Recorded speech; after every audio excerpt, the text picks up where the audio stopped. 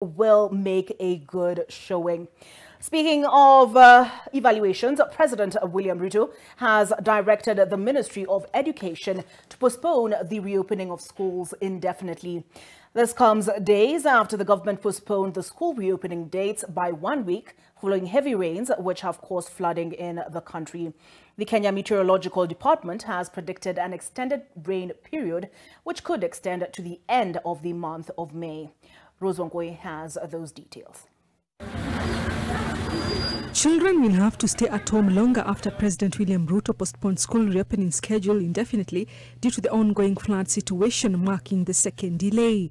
The Ministry of Education is directed to postpone the dates of reopening of all schools in the country for the second term until further notice. While explaining the postponement in his address to the nation on Friday, the president said that heavy rains have had devastating effects on schools, including damaging infrastructure, submerging buildings and sanitation facilities, and destroying learning and teaching materials.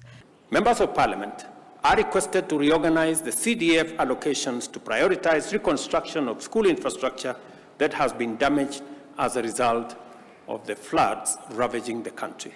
The new directive comes barely 3 days before when schools were scheduled to reopen on May 6th. The schools were initially set for reopening on April 29th. The reopening was, however, postponed by Education Cabinet Secretary Ezekiel Machogu on Monday morning due to heavy rains. The announcement caught many parents off guard as they had already made preparations for the original reopening date. President Ruto's directive, however, contradicts a circular sent by the Ministry of Education just 3 hours earlier, which issued guidance to parents, education officials, and institutions ahead of reopening on Monday. The circular signed by CS Machogu had indicated that parents and school management will be responsible for the safety of learners when schools reopen for the second term. This is despite the challenges posed by the weather conditions.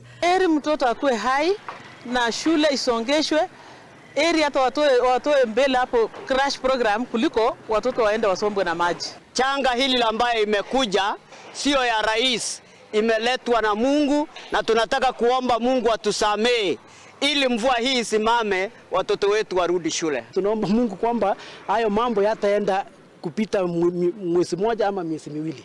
The decision to delay school reopening will interfere and disrupt the school calendar, which might cause a syllabus crisis. During the peak of COVID-19, learning institutions were closed for more than a year, leaving the school calendar in disarray. Rose Wangoi, NTV.